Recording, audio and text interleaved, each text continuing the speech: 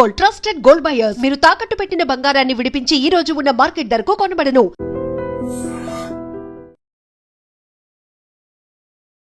నమస్తే, నేను Kavitha. Welcome to I dream news and నిజాలు. ఇరాన్ మీద అమెరికా, ఇజ్రాయెల్ దాడులు వరుసగా 3వ వారం కూడా కొనసాగుతున్నాయి. Iran security officer Larijani చనిపోయినట్టుగా అనౌన్స్మెంట్ కూడా వచ్చింది. దీంతో పాటుగా పాకిస్తాన్, ఆఫ్ఘనిస్తాన్ మధ్యలో జరుగుతున్నటువంటి ఘర్షణలు కూడా 3వ వారం కొనసాగుతున్నాయి. ఆఫ్ఘనిస్తాన్లో ఉన్నటువంటి డీ అడిక్షన్ సెంటర్ మీద పాకిస్తాన్ దాడి చేసింది. 400 మందికి పైగా రోగులు మరణించినట్టు వార్తలు వస్తున్నాయి. ఈ రెండు ప్రాంతాల్లో యుద్ధాలకి అసలు కారణం ఏంటి, ఎందుకని కొనసాగుతూనే ఉన్నాయి, 3వ వారం కూడా ఇంత తీవ్ర స్థాయిలో నష్టం ఎందుకు జరుగుతోంది, ఎప్పుడు ఆగిపోతాయి? మనతో పాటుగా ఉన్నారు సీనియర్ జర్నలిస్ట్ సురేష్ కొచ్చాతిల్ గారు. సార్ నమస్తే. సో మనం ఇప్పటిదాకా ఓన్లీ ఇరాన్ గురించే మాట్లాడుకున్నాం, ఎందుకంటే అది తీవ్ర స్థాయిలో ప్రభావాన్ని చూపిస్తుంది ప్రపంచవ్యాప్తంగా అనుకున్నప్పుడు. సైలెంట్గా యుద్ధం జరుగుతూ వెళ్తోంది పాకిస్తాన్ అండ్ ఆఫ్ఘనిస్తాన్ మధ్య. ఒకే అటాక్ జరిగింది, 400 మంది చనిపోయారు. ఏం జరుగుతోంది అసలు ఇక్కడ? మన ఆఫ్ఘనిస్తాన్ చూస్తే పాకిస్తాన్కి అమెరికా ఒక బ్లాంక్ చెక్ ఇచ్చినట్లుంది. చాలా రోజుల నుంచి అమెరికాకి ఆఫ్ఘనిస్తాన్లో అక్కడున్న గవర్నమెంట్ని మార్చడానికైతే కాలేదు, కానీ ఏదైనా ఒక యాక్షన్ తీసుకోవాలని ఉంది వాళ్ళకి.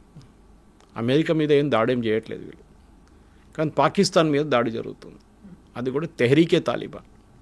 తెహ్రీకే తాలిబాన్ ఆపరేట్ చేస్తుంది డురాండ్ లైన్ దగ్గర, అంటే పాకిస్తాన్ ఆఫ్ఘనిస్తాన్ సపరేట్ చేస్తున్న బార్డర్ లైన్ దగ్గర. మళ్ళీ కాబుల్ మీద ఎందుకు బాంబు వేస్తున్నారు, అదొక ప్రశ్న వచ్చింది. వీళ్ళేమన్నారంటే ఆల్ ద టెర్రరిస్ట్ అక్కడే ఉన్నారని. ఇదే డైలాగ్ మనం ఇజ్రాయెల్ వైపు నుంచి వింటుంటాం. బేరూట్ మీద ఎందుకు దాడి చేశారు, గాజా మీద ఎందుకు దాడి చేశారు, ఆ బిల్డింగ్లో మొత్తం టెర్రరిస్ట్ ఉన్నారు, దానికోసం కొట్టామని. ఇప్పుడు కొట్టింది ఒక డీ అడిక్షన్ సెంటర్ని కొట్టారు. ఆఫ్ఘనిస్తాన్లో మనకు తెలిసిందే drugs is a major problem. అక్కడ ఓపియం కల్టివేషన్ చాలా ఎక్కువ ఉంది. సో డ్రగ్స్ చాలా పెద్ద ఇష్యూ అక్కడ చాలా స్ట్రిక్ట్ రూల్స్ కూడా ఉంది. ఎవరినైనా డ్రగ్స్తో పట్టుకుంటే అంతే సంగతి వాళ్ళది. ఇరాన్ లాగానే సేమ్ థింగ్. కానీ ఇప్పుడు జరుగుతున్న ఈ బాంబింగ్ క్యాంపెయిన్లో మీరు ఒక మార్పు చూస్తున్నారు. అంటే ముందు బార్డర్ ఏరియాస్లో క్లాషెస్ ఉండే, పాకిస్తాన్ వైపు దాడి చేయడము, పాకిస్తాన్ నుంచి ఎయిర్ ఫోర్స్ వచ్చి బార్డర్ ఏరియాస్ దగ్గర తెహ్రీకే తాలిబాన్ క్యాంపులు కొట్టడం మొదలుపెట్టారు. దాని తర్వాత వారు బాగారం ఎయిర్ ఫోర్స్ బేస్ మీద కొట్టారు మొన్న. ఇప్పుడు కాబుల్ మీద చేస్తున్నారు. దీనికి సంకేతం ఒకటే సింపుల్, ఏంటంటే అమెరికా అక్కడ కూడా ఒక రెజీమ్ చేంజ్ ట్రై చేస్తున్నారా. కానీ మనకి ఆఫ్ఘనిస్తాన్ హిస్టరీ చూస్తే ఇది సాధ్యం కాదు. అంతే ఈజీగా వాళ్ళు లొంగిపోరు, అసలు లొంగిపోరు, ఛాన్సే లేదు. ఎందుకంటే మన హిస్టరీ చూస్తే ఆఫ్ఘనిస్తాన్ రీసెంట్ హిస్టరీ చూద్దాం, ఎక్కువ 16th, 17th సెంచరీ వెళ్ళక్కర్లేదు. సోవియట్స్ ఆఫ్ఘనిస్తాన్కి వచ్చినప్పుడు అప్పుడు అక్కడ వాళ్ళని వ్యతిరేకించడానికి రిలీజియస్ స్కూల్స్, పాకిస్తాన్లో ఉన్న రిలీజియస్ స్కూల్స్ నుంచి వచ్చిన అబ్బాయిలు వాళ్ళని తాలిబాన్ అని చెప్పి వాళ్ళని ఆఫ్ఘనిస్తాన్ వైపు పంపించారు. ఆయుధాలు ఇచ్చి ట్రైనింగ్ ఇచ్చి పాకిస్తాన్లో ఐఎస్ఐ వాళ్ళు చేశారు, సిఐఏ సహాయంతో వాళ్ళు పోరాటం చేశారు. సోవియట్స్ చాలామంది చనిపోయారు సోవియట్స్ వాళ్ళు. లాస్ట్లో సోవియట్స్ అక్కడి నుంచి పారిపోయారు. వాళ్ళు ఆయుధాలు తీసుకొని సిస్టమేటిక్గా వెళ్ళారు, అమెరికన్స్ వెళ్ళినట్లు కాదు. దాని తర్వాత అమెరికా వచ్చారు, అమెరికా పరిపాలించడం మొదలైనప్పుడు అప్పుడు అల్ఖైదా వచ్చేసి ఒసామా బిన్ లాడెన్, ఐమన్ అల్ జవారీ వీళ్ళందరూ. ఇప్పుడు అల్ఖైదా వీళ్ళ మీద దాడి చేయడం మొదలుపెట్టారు, అమెరికా నేటో ఫోర్సెస్ మీద. వీళ్ళు కూడా ఎక్కువ రోజు తట్టుకోలేకపోయారు. దాని తర్వాత వీరు కూడా అక్కడి నుంచి మొత్తం ఎక్విప్మెంట్ అక్కడ పడేసి పారిపోయారు రాత్రికి రాత్రి. బైడెన్ అడ్మినిస్ట్రేషన్లో, last administration. That was real insult అమెరికాకి, ఎందుకంటే వాళ్ళు ఎప్పుడు అనుకోలేదు ఇట్లా జరుగుతుంది అనేది. సో దానికి ఒక ప్రతీకారం తీసుకోవడానికి బహుశా ఇప్పుడు నడుస్తున్న ఒక స్ట్రాటజీ ఒకటి, అమెరికాకి బాగారం ఎయిర్ ఫోర్స్ బేస్ కావాలి. బాగ్రామ్ ఎయిర్ ఫోర్స్ బేస్ కావాలంటే డెఫినెట్ అక్కడ, ఎందుకంటే స్ట్రాటజికలీ చైనా దగ్గర అది. ఆ బేస్ వాళ్ళ దగ్గర ఉంటే అక్కడి నుంచి వాళ్ళకి చైనాలో వాళ్ళ మీద నిఘా పెట్టుకోవడానికి, అక్కడి నుంచి రికనెసెన్స్ ఫ్లైట్ చేయడానికి, అక్కడి నుంచి రష్యా మీద కూడా నిఘా, అక్కడ ఒక కన్ను పెట్టుకోవడానికి పనికొస్తుంది. కానీ వీళ్ళు అడిగారు, మీకు గుర్తుంటుంది, ఒక 4 నెలల ముందు ఎంతో అడిగారు ఒఫిషియల్లీ, యూఎస్ మాకు ఆ బేస్ కావాలన్నారు. ఇవ్వని చెప్పాం, లీజ్లో అడిగారు వాళ్ళు. ఇట్లాంటి బేస్ చాలా ఉన్నాయి వాళ్ళ దగ్గర. సౌదీ అరేబియాలో ఉంది, కువైట్లో ఉంది, ఖతార్లో ఉంది. ఇక్కడ కూడా ఒక బేస్ పెట్టుకుందామని, కానీ అంగీకరించలేదు. తాలిబాన్ అన్నారు, no, we will not give. ఇప్పుడు పాకిస్తాన్ ఏమంటున్నారంటే తాలిబాన్ ఇప్పుడు చేస్తున్న ఈ అటాక్స్ అన్నీ భారతదేశం స్పాన్సర్ చేస్తుంది, మన వైపు నుంచి ఆయుధాలు ఇస్తున్నాం, ఈ ఆయుధాలు తీసుకొని వాళ్ళు వచ్చి మా మీద పాకిస్తాన్ మీద దాడి చేస్తున్నారు. పాకిస్తాన్ ఫీల్డ్ మార్షల్ అసీం మునీర్ కూడా మేము వీళ్ళని కంప్లీట్గా వైపౌట్ చేస్తూ ఉంటున్నాం, అది సాధ్యం కాదు. ఇప్పుడు జరిగిన అటాక్ తర్వాత కూడా చూడండి కవిత గారు, రాబోతున్న ఇంపాక్ట్, వీళ్ళ దగ్గర ఎయిర్ ఫోర్స్ లేదు, వీళ్ళ దగ్గర నేవీ లేదు. Afghanistan is a land lock country, navy అక్కర్లేదు వాళ్ళకి. ఎయిర్ ఫోర్స్ అనేది చాలా బేసిక్ ఉండే, అది కూడా ఇప్పుడు ఎక్కువ లేదు. వీళ్ళ దగ్గర మిసైల్స్ ఉన్నాయి, వీళ్ళ దగ్గర డ్రోన్స్ ఉండొచ్చు బహుశా. అండ్ వీళ్ళ దగ్గర అన్నిటికంటే ఇంపార్టెంట్, వీళ్ళ దగ్గర చాలా బ్యాటిల్ హార్డెండ్ అంటాం మన ఇంగ్లీష్లో. ఎన్నో సంవత్సరాలు సోవియట్స్ వ్యతిరేకంగా, నేటో ఫోర్సెస్ వ్యతిరేకంగా పోరాడిన ఫైటర్స్ ఉన్నారు వీళ్ళ దగ్గర. ఒక టైంలో వీళ్ళు అల్ఖైదా బేస్గా ఉన్నారు, తర్వాత తాలిబాన్గా వచ్చారు. ఇప్పుడు ముందు దానికన్నా ముందు తాలిబాన్గా ఉండే. సో వాళ్ళ దగ్గర ఉన్న మెయిన్ ఫైటింగ్ ఫ్యాక్టర్ ఏంటంటే వాళ్ళు ఏ సర్కమ్స్టాన్స్ వచ్చినా, వీళ్ళు ఎవరు వచ్చినా కానీ వాళ్ళ వ్యతిరేకంగా పోరాడతారు. ఇప్పుడు పాకిస్తాన్ వచ్చి ఈ దాడులు చేస్తున్నప్పుడు వీళ్ళ రియాక్షన్ ఏముండబోతుందని వాళ్ళ మీడియాలో మనం చూసాం. వాళ్ళు చాలా క్లియర్గా చెప్పారు, Pakistan will regret what they did. అంటే వీళ్ళ దగ్గర ఏముంది మనం చూద్దాం. వీళ్ళ దగ్గర ఉన్న అన్నిటికంటే ఏంటంటే సూసైడ్ బాంబింగ్. మీరు చూడండి, నెక్స్ట్ 2-3 డేస్లో పాకిస్తాన్ చాలా హై లెవెల్ ఆఫ్ సెక్యూరిటీలో ఉన్నారు, అలర్ట్లో ఉన్నారు. అప్పుడు కూడా పాకిస్తాన్లో ఐదర్ ఆర్మీ క్యాంప్స్ ఆర్ మస్జిద్లు లేకుంటే క్రౌడెడ్ మార్కెట్ ప్లేస్లో వీళ్ళు దాడి చేస్తారు. రంజాన్ సీజన్ ఇది. దీనికన్నా ముందు కూడా చేశారు వాళ్ళు. 20 మంది 25 మంది చనిపోయిన కేసెస్ ఉన్నాయి అక్కడ. సో వీళ్ళ స్ట్రెంగ్త్ ఇది. సో వాళ్ళ స్ట్రెంగ్త్ వాడుకుంటారు, వాళ్ళు తప్పేం లేదు దాంట్లో. As a guerrilla force technically మీరు అదే చేస్తారు. దాని తర్వాత వీళ్ళు ఇంకా చేయగలిసిన చాలా ఉన్నాయి. ఒకటి, వీళ్ళకి ఒకసారి డ్రోన్స్ వచ్చింది అనుకోండి, వీళ్ళ చేతికి డ్రోన్స్ అయితే చాలా ఈజీగా దొరుకుతుంది ఇప్పుడు. అది మీకు చైనా వైపు నుంచి వస్తుంది, కానీ చైనా వాళ్ళకి ఇవ్వరు, ఎందుకంటే పాకిస్తాన్ చైనా బై. మిగతా ఎవరైనా తజికిస్తాన్ వైపు పెద్దగా ఫ్యాక్టరీ ఉంది, రష్యాకి సప్లై చేస్తారు వాళ్ళు ఇస్తే తెలియదు, అది కూడా ఉండొచ్చు. రష్యా ఆఫ్ఘనిస్తాన్ ఆర్మీని డ్రోన్స్ ఇచ్చి వాళ్ళకి హెల్ప్ చేస్తే, వాళ్ళకి సహాయం చేస్తే హిస్టరీ మళ్ళీ రిపీట్ అవుతుంది అది. ఎందుకంటే అటువైపు వాళ్ళ ఐడియా ఏంటంటే పాకిస్తాన్ అనేది ఒక యుఎస్ బేస్, వాళ్ళని కొట్టాల్సింది మనం. ఇది వాళ్ళు ట్రై చేస్తున్నారు. సో ఇప్పుడు ఎందుకంటే ఈ F-16 ఇచ్చినప్పుడు కూడా కవిత గారు, ఈ ఎయిర్క్రాఫ్ట్ ఇప్పుడు బాంబ్ చేస్తున్న ఎయిర్క్రాఫ్ట్ ఇచ్చినప్పుడు కూడా యుఎస్ ఏమన్నారంటే ఆ టైంలో, you should never use this against India. మీరు ఓన్లీ ఈ F-16 వాడాల్సింది అగేన్స్ట్ టెర్రరిస్ట్. కానీ మన వైపు కూడా వీళ్ళు ఆపరేషన్ సింధూర్ టైంలో కూడా F-16s వాడారు. ఇప్పుడు రీసెంట్లీ ఒక 6 నెలల ముందు అమెరికా ఒక కొత్త ఎక్స్పాన్షన్ అంటే అప్గ్రేడేషన్ ప్లాన్ రివీల్ చేశారు ఈ F-16స్కి. కొత్త రాడార్ సిస్టమ్స్, కొత్త మిసైల్స్, కొత్త ఏవియానిక్స్, యాజ్ కూడా కొత్త ఎయిర్క్రాఫ్ట్ లాగా చేయడానికి ఇప్పుడున్న ఎగ్జిస్టింగ్ పాకిస్తాన్ F-16లో. ఎందుకంటే చాలా టైంలో ఒక 3 సంవత్సరాల ముందు వీళ్ళు మొత్తం బ్యాన్ చేశారు, పాకిస్తాన్కి ఏం ఎక్స్పోర్ట్స్ చేయకూడదు అని చెప్పేసి, యూఎస్ నుంచి ఏ డిఫెన్స్ ఎక్విప్మెంట్ పాకిస్తాన్కి ఇవ్వకూడదని. ఇప్పుడు ఆ రూల్ మార్చేశారు ట్రంప్ వచ్చిన తర్వాత. బహుశా దాని నుంచే వీళ్ళు కొత్త అటాక్స్ ఇప్పుడు చేస్తున్నారు. కానీ మన వైపు నుంచి మనం ఏమైనా సహాయం చేస్తుంటా తెలియదు, ఏదైనా జరగవచ్చు రేపు. కానీ ఒక్కసారి వీళ్ళ దగ్గర మిసైల్స్ అండ్ డ్రోన్స్ వస్తే వీళ్ళు పాకిస్తాన్ మీద విపరీతమైన దాడి చేస్తారు, దాంట్లో డౌట్ లేదు. మనకేం కావాలి యాజ్ ఎ నేషన్, మనం డెఫినెట్గా మన మీద వీళ్ళు కాశ్మీర్లో చేస్తున్న దాడులు పాకిస్తాన్, అదే దాడులు ఇప్పుడు ఆఫ్ఘనిస్తాన్ అంటే తాలిబాన్, తెహ్రీకే తాలిబాన్ పాకిస్తాన్ మీద చేస్తున్నారు. కానీ ఇప్పుడు ఏడుస్తున్నారు పాకిస్తాన్, ఇండియా ఆయుధాలు ఇస్తున్నాయి, ఇండియా టెర్రరిస్ట్ని పంపిస్తున్నారు. మీరేం చేస్తున్నారండి కాశ్మీర్లో? మీరు కూడా అదే పని చేస్తున్నారు కదా. సో మీకు ఇప్పుడు ఇంగ్లీష్లో చెప్తారు taste of your own medicine అంటారు, మీకు అదే వచ్చింది. సో ఇండియా డెఫినెట్గా, ఇండియాకు ఒక స్ట్రాటజిక్ మూవ్ ఉంది. ఎందుకంటే అటు పక్కన జస్ట్ 100-200 కిలోమీటర్స్ అవే అక్కడ ఇంకా పెద్ద గొడవ నడుస్తుంది. స్ట్రేట్ ఆఫ్ హోర్మోజ్ కానీ మిగతా ఆప్షన్స్ కానీ, అక్కడ ఇరాన్, యుఎస్, ఇజ్రాయెల్ గొడవ నడుస్తుంది. అక్కడ చాలా మలుపులు తిరుగుతున్నాయి. ఇదందరూ మర్చిపోయారు దీని గురించి. కానీ ఒకసారి ఇది ఇష్యూ సాల్వ్ అయిపోతే, Iran issue, Afghanistan Pakistan issue అనేది ఇంకా చాలా సంవత్సరాలు నడుస్తుంది. ఇది ఇప్పుడు ఆగదు. ఏదో పీస్ టాక్స్ అన్నారు, నడిమిట్లో పీస్ టాక్స్ చేశారు, సౌదీ అరేబియా పిలిపించారు, ఖత్తర్ వాళ్ళు పిలిపించారు. కానీ ఎక్కువ రోజులు ఈ ఆఫ్ఘాన్స్ వినరు, ఎవరిని వినరు. మనం వాళ్ళకి చాలా సహాయం చేశాం. మీకు గుర్తుంటుంది, ఒక పెద్ద హాస్పిటల్ కట్టాం మనం కాబూల్లో, ఇందిరాగాంధీ హాస్పిటల్. ఇప్పుడు మనకు రోడ్స్ వేస్తున్నాం, ఇప్పుడు కూడా దీనికన్నా ముందు కూడా చేస్తుండే. వాళ్ళ హైవేస్ ఇంప్రూవ్ చేస్తున్నాం, వాళ్ళ ఇన్ఫ్రాస్ట్రక్చర్ ఇంప్రూవ్ చేస్తున్నాం, వాళ్ళకి డ్యామ్ కడుతున్నాం, పవర్ ప్లాంట్లు కడుతున్నాం. కానీ పాకిస్తాన్కి ఇదేం నచ్చట్లేదు. ఎందుకంటే వాళ్ళేమనుకుంటున్నారంటే ఇండియా వీళ్ళ దగ్గర ఒక ఆలైగా మారిపోతున్నారు, ఒక ఫ్రెండ్గా మారిపోతున్నారు, ఒక ఎక్స్టెన్షన్ యూనిట్గా మారిపోతున్నారు ఇండియాది అని చెప్పి. ఎస్, డెఫినెట్గా మారుతారు. ఎందుకంటే వాళ్ళని ఎవరు సహాయం చేయట్లేదు, ఇప్పుడు చేస్తున్న మనం ఒక్కరే. పాకిస్తాన్ చేస్తే కూడా వాళ్ళు అంగీకరిస్తారు, పాకిస్తాన్ చేయట్లేదు ఎందుకంటే యూఎస్ చేయనియరు. ఈ పరిస్థితి ఉంది ఆఫ్ఘనిస్తాన్. ఇప్పుడైతే స్టేటస్కో ఉంది. బహుశా నెక్స్ట్ 3-4 రోజులు ఏదైనా పెద్ద 2-3 అటాక్లు జరగవచ్చు పాకిస్తాన్లో.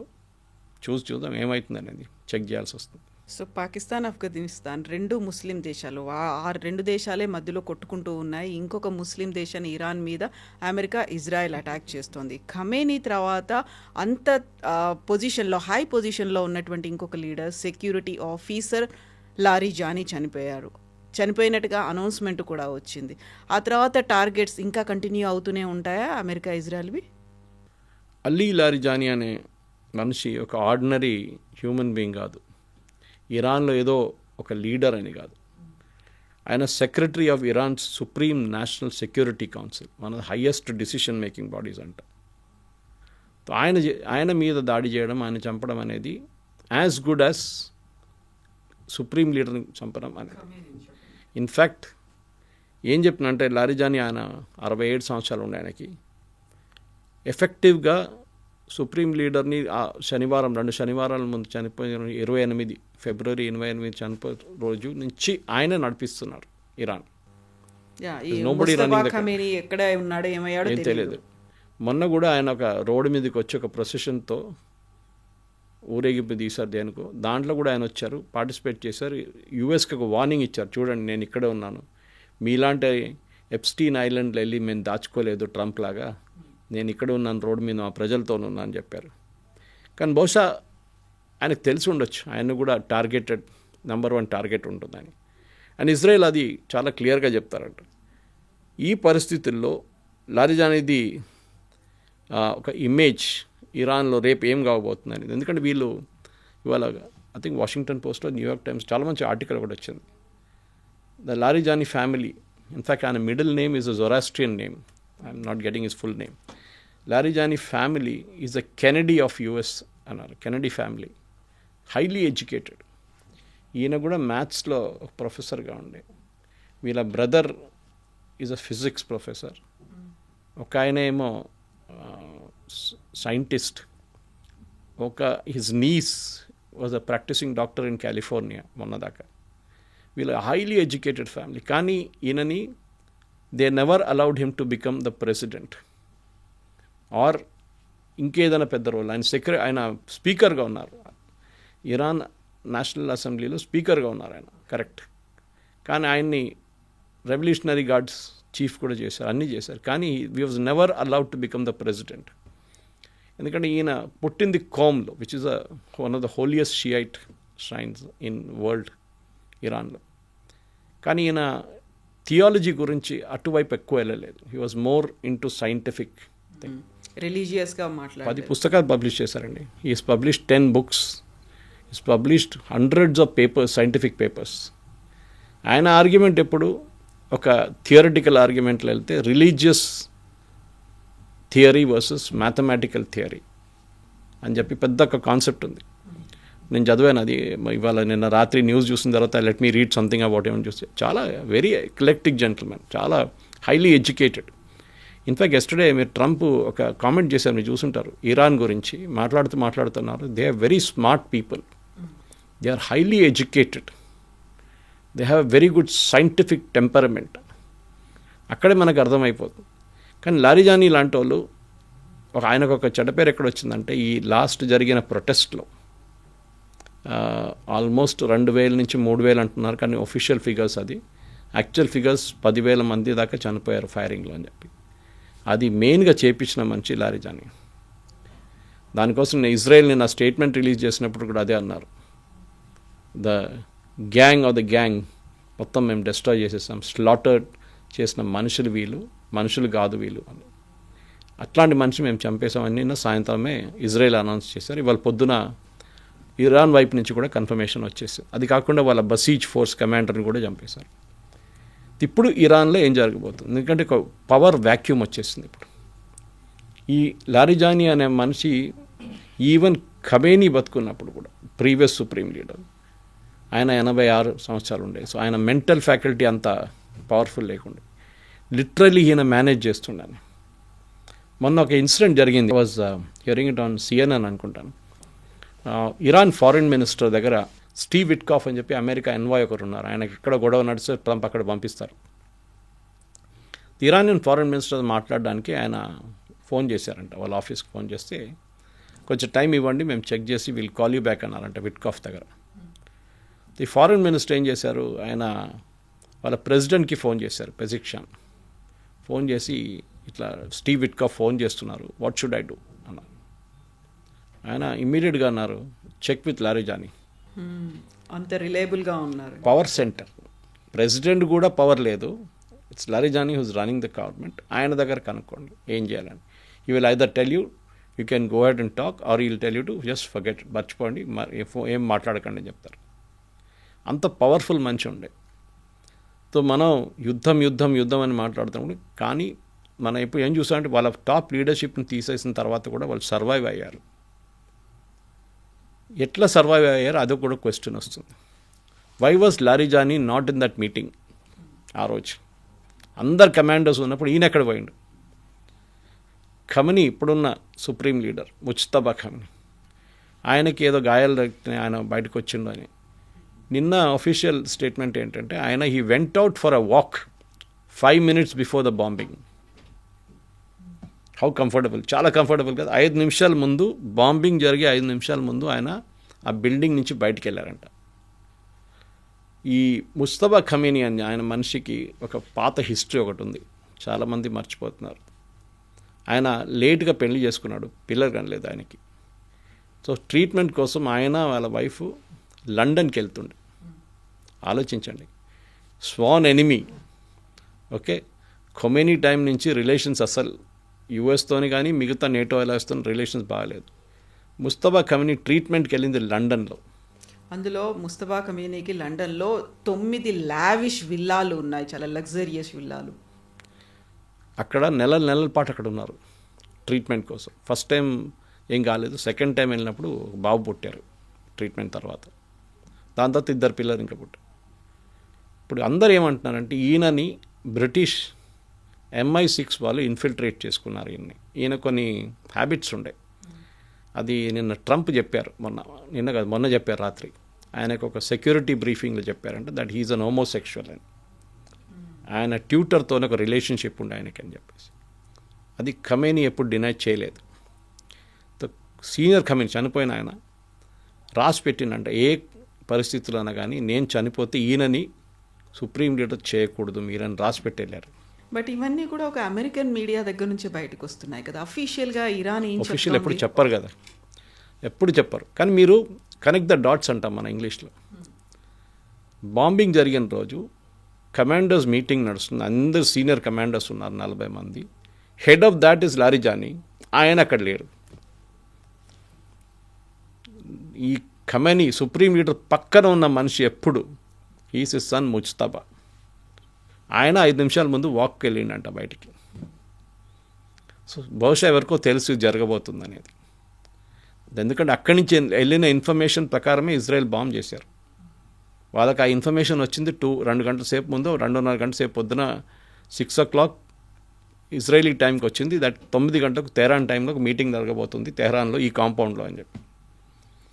ఇప్పుడున్న పరిస్థితుల్లో కవిత ఇదంతా ఎందుకు చెప్తున్నా అంటే ఇప్పుడు ఒక పవర్ వ్యాక్యూమ్ వచ్చేస్తుంది. లారిజానీ లేరు, ప్రెసిడెంట్ పెష్కియాన్ ఈస్ టోటలీ పవర్లెస్, సుప్రీం లీడర్ కనిపించట్లేదు, ఆయన ఉన్నాడో లేదో పోయిండో ఏం చేయడో తెలియదు. ఇరాన్ ఎవరు నడిపిస్తున్నారు? ఎందుకంటే ప్రెసిడెంట్ ట్రంప్ ఇప్పుడు ఒక నెక్స్ట్ లెవెల్కి వచ్చేసి ఆయనకు తెలిసిపోయింది ఈ యుద్ధం గెలవలేరు. కానీ వెళ్తూ నేను కొన్ని పనులు చేసిపోతాను. ఒకటి మెయిన్గా స్ట్రైట్ ఆఫ్ హార్మూజ్ ఓపెన్ చేయాలి. అది ఓపెన్ చేయాలంటే మనం దాని గురించి డిస్కస్ చేసాం. చాలా మటుకు ఓపెన్ చేయాలంటే ఇంపాసిబుల్ టు ఓపెన్. ఎందుకంటే చిన్న బోట్స్ వాడుకొని లేకుంటే మిసైల్స్ వాడుకొని ఇరాన్ కొట్టచ్చు. సీ మైన్స్ అనేవి పెట్టారు. మైన్స్ కన్నా ఎక్కువ డ్యామేజ్ మిసైల్స్.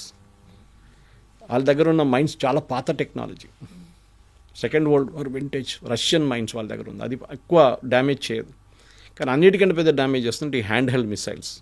అది వీళ్ళు ఒక 3 కిలోమీటర్ 4 కిలోమీటర్ దూరం ఉన్న షిప్ మీద కొడతారు ఈజీగా, సిట్టింగ్ డాక్స్. ఎందుకంటే మెల్లగా పోతుంది ఈ ట్యాంకర్లు, దాని మీద ఈజీగా కొట్టచ్చు మీరు ఏ ఎస్కాట్ ఇచ్చినా కానీ. సో నిన్న రాత్రి అమెరికా వాళ్ళ B-2 B-50 బాంబర్స్ యూజ్ చేసి వాళ్ళు కార్గ్ ఐలాండ్ మీద బాంబ్ చేశారు. అది కాకుండా స్ట్రైట్ ఆఫ్ హోర్ముజ్ పక్కన ఉన్న స్ట్రక్చర్ ఉంది, దాని గురించి ఐ థింక్ వాళ్ళ టైమ్స్ ఆఫ్ ఇండియా వచ్చింది, చాలా పెద్ద ఒక ఆర్టికల్ వచ్చింది. ఇట్స్ అ వరల్డ్ వైడ్ ఏం చెప్తారు, ఒక వండర్ ఆఫ్ ద వరల్డ్. అది ఆ స్ట్రక్చర్స్ ఎట్లా ఫామ్ అయింది అనేది.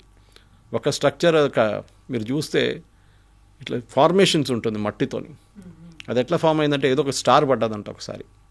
అండ్ మన దగ్గర నేషనల్ జియోగ్రఫిక్ దాంట్లో వెళ్తే మీకు అది కనిపిస్తుంది ఇరాన్లో. ఇట్స్ అ బ్యూటిఫుల్ ప్లేస్ ఆ స్ట్రైట్ ఆఫ్ హోర్ముజ్ పక్కన. అక్కడ కూడా నిన్న రాత్రి బాంబింగ్ జరిగింది అంటున్నారు. దాని ఇంపాక్ట్ ఏందో మనకు తెలియదు ఇంకా.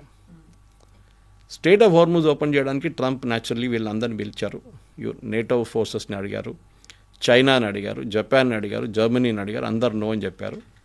ఇన్ఫ్యాక్ట్ జర్మన్ ఫారిన్ మినిస్టర్ చాలా మంచి స్టేట్మెంట్ కూడా ఇచ్చిండు. ఇది ఎట్లా అంటే మమ్మల్ని ఇప్పుడు పిలుస్తున్నాడు రమ్మని, టైటానిక్ మునిగిపోతుందని తెలిసినప్పుడు కూడా మనం టికెట్ తీసుకొని టైటానిక్ వెళ్తున్నట్లు ఉంటుంది ఇదని చెప్తున్నారు. So that is the situation there. ట్రంప్కి ఏమంటూ కోపం అంటే వీళ్ళు ఎవరు రావట్లేదు, నాకేం పోయింది, నాకు అక్కడ ఏ రోల్ లేదు, నాకు ఆయిల్ అక్కర్లేదు, ఏం అక్కర్లేదు, ఆయిల్ కావాల్సింది వీళ్ళు, చైనా కానీ జపాన్ కానీ వీళ్ళకి రావాలి, సౌత్ కొరియా కావాలి ఆయిల్ అంతా ఇక్కడి నుంచి వెళ్ళేది, వాళ్ళు ఎందుకు సహాయం చేయట్లేదు. అందరికి తెలుసు, German foreign minister even French foreign minister చెప్పారు, we did not start this war, మేము ఈ యుద్ధం మొదలుపెట్టలేదు, మొదలుపెట్టిన వాళ్ళు యూఎస్, అప్పుడు మా దగ్గర అడగలేదే. ఒక్కటే ప్రెస్ కాన్ఫరెన్స్లో Trump with in a matter of 3 minutes 3 స్టేట్మెంట్లు ఇచ్చారు, డైవర్స్. ఫస్ట్ అన్నారు యుద్ధం అయిపోయింది, గెలిచేసాం, అక్కడ ఇంకా ఏం చేయడానికి ఏం లేదు అని చెప్పారు. దెన్ అన్నారు మేము యూకే దగ్గర అడుగుతున్నాం, సహాయం అడిగాం లాస్ట్ టైం, అడిగితే వాళ్ళు రాలేదు, I told them I don't need it, మేము ఆల్రెడీ గెలిచేసాం వాళ్ళు, కానీ మిమ్మల్ని గుర్తుపెట్టుకుంటాం మేమన్నారు. Next minute within 30 seconds next statement ఏంటంటే మేము అడిగాం అందరిని రమ్మన్నా, ఎవరు రావట్లేదు, ఓకే, కానీ కొంతమంది వస్తా అన్నారు చూద్దామని. 3 contradictory statements with in a matter of 3 minutes. అదే ట్రంప్ మెంటల్ అబిలిటీ చూపిస్తుంది, మీకు స్టెబిలిటీ లేదా అని చెప్పేదంట. ఆయన బాడీ లాంగ్వేజ్ చూడండి, మీరు ఆయన వీడియో వాచ్ చేయండి.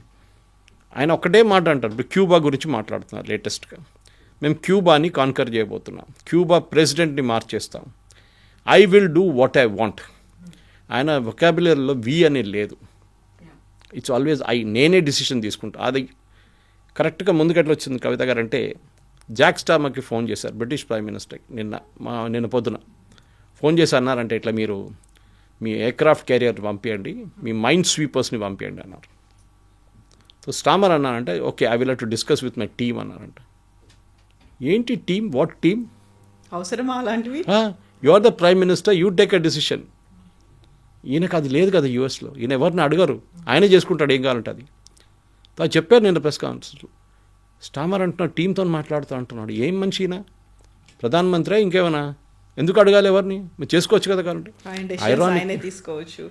ఐరానిక్లీ మీరు బిలీవ్ చేయరు, ఇప్పుడు ఎవరి దగ్గర లేనిది ఏం తెలుసా మీకు కవిత గారు, మైండ్ స్వీపర్స్ లేదు ఎవరి దగ్గర. అంటే సీ బెడ్ నుంచి మైండ్లు తీయడానికి ఉన్న మైండ్ స్వీపర్స్ అంటారు, కొంచెం పాత టెక్నాలజీ అది. It late 80s technology, 70s 80s నుంచి మొదలై ఇప్పుడు మొన్న దాకా నడిచింది. యూకే దగ్గర ఒక సింగిల్ మైండ్ స్వీపర్ లేదు, యూఎస్ దగ్గర ఒక సింగిల్ మైండ్ స్వీపర్ లేదు, ఉన్నది 2 ఎక్కడో కొరియా దగ్గర పడి ఉంది, అది తీసుకురావడానికి టైం పడుతుంది. ఇప్పుడు ఎవరి దగ్గర, మన దగ్గర కూడా లేదు మైండ్ స్వీపర్స్. మొన్న ఒక పెద్ద ఆర్టికల్ చూశాను, మన ప్రింట్ వైర్ వాళ్ళు రాసిన ఆర్టికల్ చూశారు, India is in a very dangerous territory, మన దగ్గర మైండ్ స్వీపర్స్ లేదు. ఇప్పుడు నేను కూడా అనుకున్నాను ఇదేంటి మనం ఎయిర్క్రాఫ్ట్ కెరీర్ తయారు చేసాం, మనం అది చేసాం ఇది చేసాం, మైండ్ స్వీపర్లు ఎందుకు లేదు మనకు అనుకున్నాను. మనకు అక్కర్లేదు యాక్చువల్లీ, కానీ దాని తర్వాత తెలిసింది ఆ టెక్నాలజీ మారిపోయిందంట, దానికోసం మొత్తం స్క్రాప్ చేసేసారు. ఇన్ఫ్యాక్ట్ యూఎస్లో కూడా లేదు, ఎందుకంటే వాళ్ళకి కొత్తగా టెక్నాలజీ తీసుకొచ్చారు, దాంట్లో 2 షిప్స్ ఉన్నాయి చిన్నది, దాని టెక్నాలజీ ఇప్పుడు కొత్త మైండ్స్ని ట్రేస్ చేయడానికి, దాన్ని డెటోనేట్ చేయడానికి అది యూజ్ చేస్తారు. అది 2 ఉన్నాయి ఇప్పుడు వీళ్ళ దగ్గర. అది నేను చెప్పాను చూడు, కొరియాలో పడి ఉందంటే అక్కడిని తీసుకురావాలి వీళ్ళు. ఇప్పుడు వార్ అనేది, యుద్ధం అనేది ప్రెసిడెంట్ ట్రంప్కి అర్థమైపోయింది, మొదలు పెట్టచ్చు కానీ దాన్ని ఎండ్ చేయడం అనేది చాలా కష్టమని.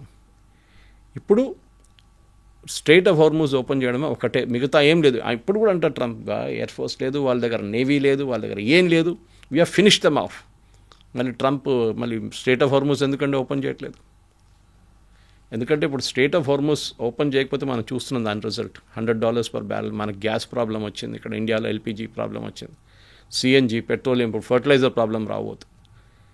ఇట్లాంటి పరిస్థితుల్లో ఇంకేమైనా ఆప్షన్ ఉందా అంటే 2-3 ఆప్షన్స్ ఉన్నాయి, కానీ నాట్ గ్రేట్ ఆప్షన్. ఒకటి, సౌదీ అరేబియా వాళ్ళ ఆయిల్ ఫీల్డ్స్ నుంచి ఇది వాళ్ళు ఎప్పుడు చూసారంటే ట్యాంకర్ వార్ నడుస్తుంది. మీకు గుర్తుంటుంది, ఇరాన్ ఒక 10-year వార్ జరిగింది సద్దాం హుసేన్ టైంలో. 79 తర్వాత 80s అనుకుంటాను, ఇది 83, 82, 83లో మొదలైంది. ఎందుకంటే సద్దాం హుసేన్కి ఒక డౌట్ ఉండే, ఈ ఇరాన్ ఆర్మీ ఎందుకు చూడండి, వీళ్ళు అయతోలాతోనే ఉండరు, నేను వీళ్ళతో ఒక డీల్ చేసుకుంటాను, టేక్ ఓవర్ చేసుకుంటాను ఇరాన్లో ముల్లాల్ని, ఖొమేనీని, గిమేని అందరిని కొట్టేస్తాను నేను అనుకో. కానీ అది జరగలేదు. ఆ యుద్ధం 10 సంవత్సరాలు నడిచింది, ఎవరికి సేమ్ సిచ్యువేషన్, ఎవరు గెలవలేదు, ఎవరు ఓడిపోలేదు.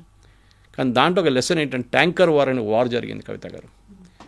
వాళ్ళ ట్యాంకర్ మీద కొట్టారు, వీళ్ళ ట్యాంకర్ మీద కొట్టారు, ఇదే హార్మూజ్ స్ట్రైట్లో. ఆ రోజు సౌదీ అరేబియాకి ఒక లెసన్ అర్థమైపోయింది, ఏంటంటే మనగా ఇంకొక పోర్ట్ పెట్టుకోవాల్సి. సో యాన్బు పోర్ట్ అని చెప్పి, నేను ఒక ఎగ్జాంపుల్ ఇవ్వంటే, Hormuz is the front door of the house. ఇంటికి ఫ్రంట్ డోర్, బ్యాక్ డోర్ ఒకటి ఉంటుంది కదా, కొన్ని ఇంటికి ఉంది అట్లీస్ట్. ఆ బ్యాక్ డోర్ ఏమో యాన్బు పోర్ట్ అని చెప్పి రెడ్ సీ దగ్గర ఉంది ఒకటి. రెడ్ సీ అంటే మన హార్మూజ్ లాగానే అదర్ ఎండ్ ఆఫ్ ఇట్. అక్కడ కొంతమంది కూర్చున్నారు, వాళ్ళ పేర్లు హూతీలు. Those sitting at the bottom, యమన్లో. వాళ్ళు ఇప్పుడు ఏం చేయట్లేదు. అక్కడికి వీళ్ళు ఒక పెద్ద 1000 kilometer పైప్ వేశారు, 4 feet డయామీటర్లో పైప్. ఆ పైప్ రోజుకి 1.2 to 1.7 million barrels per oil pump చేస్తుంది. అది 4 దాకా తీసుకెళ్ళచ్చు అంటున్నారు, కానీ సరిపోదు. ఇట్ ఈస్ ఓన్లీ ఏం చెప్తారు, చాలా తక్కువ quantity compare to strait of Hormuz. For example Kharg ఐలాండ్లో ఒకటే టైంలో ఇరాన్ దగ్గర ఉన్న కర్గ్ ఐలాండ్లో మీరు 10 అల్ట్రా లార్జ్ ట్యాంకర్స్ని పెట్టవచ్చు. అల్ట్రా లార్జ్, సూపర్ ట్యాంకర్ కూడా కాదు, 10 పెట్టచ్చు మీరు ఒకటేసారి. అండ్ రోజంతా ఫిలప్ చేసుకొని రాత్రి వెళ్ళిపోతారు వాళ్ళు. ఇది ఇప్పుడు జరగట్లేదు. ఇది ఓపెన్ అప్ చేయాలన్నప్పుడు ఛాలెంజ్ ఏంటంటే ఇరాన్ని, ఎస్పెషలీ ఇరాన్లో ఉన్న అన్ఆర్గనైజ్డ్గా ఉన్న వాళ్ళ రెవల్యూషనరీ గార్డ్స్ చేస్తున్న పనులు. ఎందుకంటే ఈ డ్యామేజ్ చేయాలంటే మీరు చిన్న ఫిషింగ్ వెసల్స్ ఉన్నాయి అక్కడ, మన దగ్గర ఫిషింగ్ వెసల్స్ కనిపిస్తుంది చూడ, అట్లాంటిది కేరళ వైపు, గోవా వైపు వెళ్తే మహారాష్ట్ర వైపు, మన ఆంధ్ర వైపు కూడా ఉంటుంది. ఆ ఫిషింగ్ వెసల్ కూడా తిరుగుతారు ఈ స్ట్రైట్ ఆఫ్ హార్మూజ్లో. మీరు గుర్తుపట్టలేరు ఎవరు ఏ షిప్పింగ్ వెసల్, ఏ ఫిషింగ్ వెసల్ ఏది ఇరానియన్ నేషనల్ గార్డ్ వెసల్ ఏదని మీరు గుర్తుపట్టలేరు. దీల మీద బాంబు వేశారనుకోండి, పెద్ద ఇష్యూ అయిపోతుంది. అరే మీరు సివిలియన్స్ని చంపేశారు, మీరు పాపం వాళ్ళు కష్టపడుతున్నారు, వాళ్ళు ఫిషరీస్ వాళ్ళు, ఫిషర్మెన్ వాళ్ళని చంపేశారంటారు. అదే ఫిషర్మెన్ రేపు ఒక మిసైల్తో రావచ్చు. ఈ పరిస్థితిలో ఉన్నాం మనం ఇప్పుడు. Yanbu port is one option, కానీ నాట్ ద బెస్ట్ ఆప్షన్. ఇంకోటి ఏంటంటే మనం అర్థం చేసుకోవాల్సి, why Hormuz is so important. మీరు గోండ్వానా అనే ఒక టెరిటరీ పేరు విని ఉంటారు, ఇట్స్ ఇన్ మధ్యప్రదేశ్. ఒక టైంలో Gondwana and Persia were together millions of years ago. దాని తర్వాత the plate shifted and India వైపు వెళ్ళిపోయి ఇండియా ఫామ్ అయిన సపరేట్గా. మనకు తెలిసిన స్టోరీ, ఆఫ్రికా నుంచి వచ్చి ఇండియా ఎట్లా కొట్టి the Himalayas rose up because of that, ఆ కొలిజన్తో. ఈ గోండ్వానా టెరిటరీతో ఉన్న టెరిటరీ ఇప్పుడున్న పర్షియా. ఆ పర్షియాలో కూడా మీరు చూడండి, ఆయిల్ కార్బన్స్ ఉన్న ఏరియా అంతా it is towards western part of Iran and eastern part of Saudi Arabia. Saudi Arabia ఈ పక్క నుంచి ఉన్న మొత్తం ఆయిల్ హైడ్రోకార్బన్స్ ఉంది around straight of Hormuz. Qatar కూడా అంతే. అండ్ ఇటువైపు ఇరాన్ నుంచి మీకు సౌదీ అరేబియా ఇటువైపు, దట్ ఈస్ యాన్బు మాట్లాడండి, యాన్బు రెడ్ సీ ఉంది చూడండి, రెడ్ సీ పక్కన కార్బన్సే లేదు, దానికోసం ఎవడు పట్టించుకోడు దాన్ని. అక్కడి నుంచి చాలా తక్కువ షిప్స్ పోతుంది. సో ఈ మెయిన్ ఇంట్రెస్ట్ ఏంటంటే, ఈవెన్ ఇరాన్ కూడా చూడండి, మీరు పాకిస్తాన్ వైపు చూడండి, అక్కడ ఏం లేదు వాళ్ళకి. ఇన్ఫ్యాక్ట్ ఈవెన్ స్ట్రైట్ ఆఫ్ హార్మూజ్లో కూడా వీళ్ళకి నడిమిట్లో చాలా గొడవలు ఉన్నాయి. ఖతార్ అండ్ ఇరాన్ ఒక గ్యాస్ ఫీల్డ్ షేర్ చేస్తున్నారు. మన గీత గేయలేం కదా నీళ్ళ మీద, ఇది మీ టెరిటరీ, ఇది మా territory. With in that area of straight of Hormuz వీళ్ళిద్దరు ఒక గ్యాస్ ఫీల్డ్లో 60% మీరు, 40% మీరు అని చెప్పి వాళ్ళు ప్రొడ్యూస్ చేసుకుంటున్నారు గ్యాస్ అక్కడి నుంచి. Because Qatar doesn't produce oil, only gas. ఇది కూడా ఉంది పాలిటిక్స్ ఇన్ దాని. And Qatar is a biggest problem for అన్ని అరబ్ కంట్రీస్ కలిపి. ఇరాన్ కాదు, Qatar is a bigger problem. వీళ్ళ దగ్గర ముస్లిం బ్రదర్హుడ్ ఉంది, అది ఇంకో స్టోరీ. వాళ్ళు ఏం చేస్తారనేది. వీళ్ళ దగ్గర అల్ఖైదా హెడ్ క్వార్టర్స్ ఉంది, హమాస్ హెడ్ క్వార్టర్స్, వీళ్ళందరూ ఖతార్లో ఉన్నారు. Yes sir, thank you so much sir. Thank you. And for more videos, Please subscribe to iDream. Please subscribe to iDream. Please subscribe iDream. And please subscribe to iDream. For more videos, subscribe to iDream. please like, share and subscribe to the channel. Congratulations, iDream. Subscribe to iDream. Subscribe to iDream. So subscribe to iDream Media. iDream की iDream team अंदर की huge congratulations. Please subscribe iDream Media. Please subscribe to iDream. Subscribe iDream. Please subscribe to iDream. iDream అంటే నా కళల ఛానల్ను subscribe చేసుకున్న నోరు తిరుగుతలేదు, మీరైతే గంట గుర్తు కొట్టండి. For more such videos, please subscribe to iDream. Subscribe to iDream. Please subscribe to iDream. Please subscribe iDream Media. Please do subscribe to iDream. Please subscribe to iDream Media. For best entertainment and information, please subscribe iDream. And don't forget to subscribe to iDream.